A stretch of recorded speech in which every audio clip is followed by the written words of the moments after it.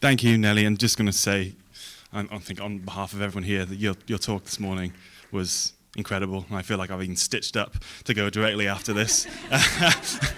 But this morning I'm going to be, I suppose, talking a little bit about three topics, and then I'll go into how we've kind of emerged these topics.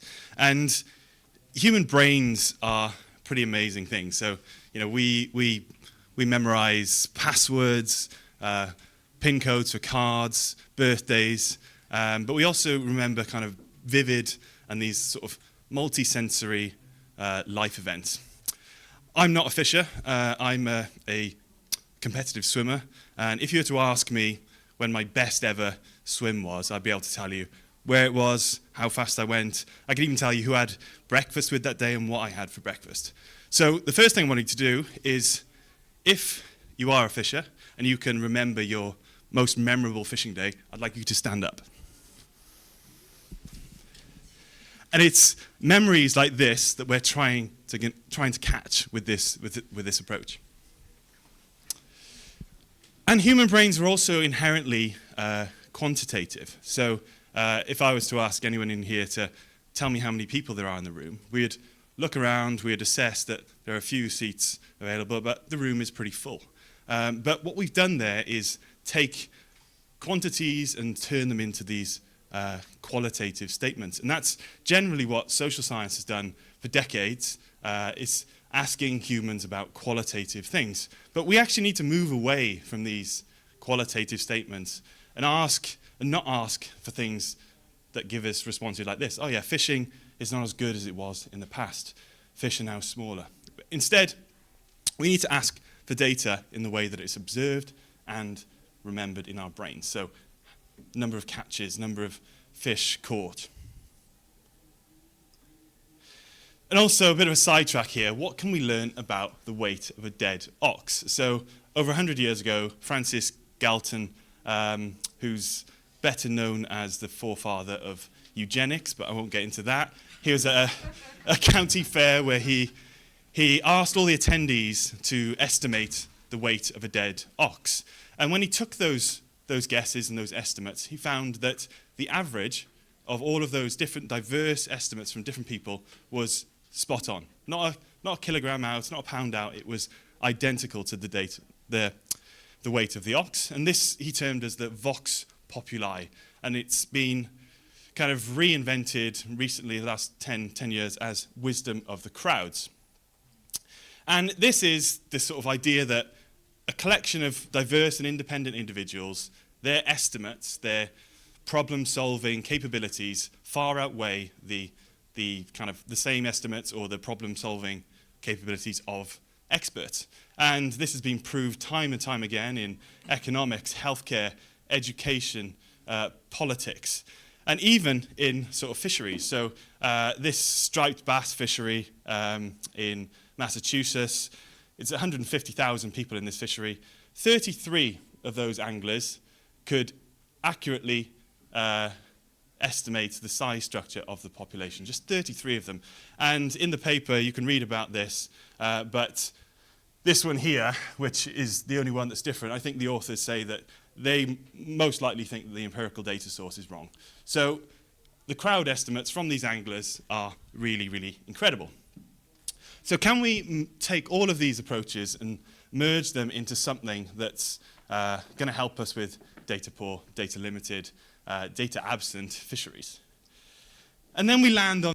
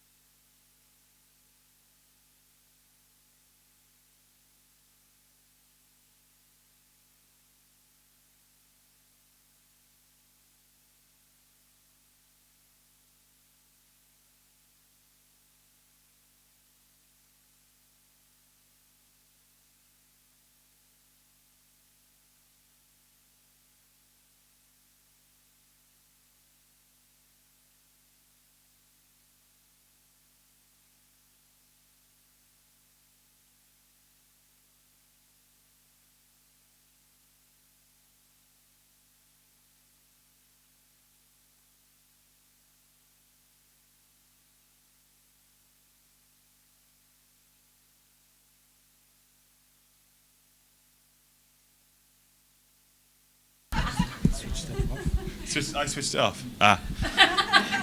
If you look at some of the other papers that are out there, they're all livelihood papers. They're, yeah, food security stuff as well. Yeah, I have a follow-up on the credibility.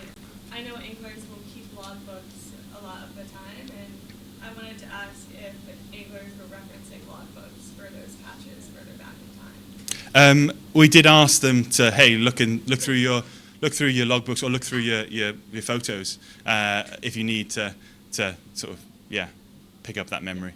Thanks. Good.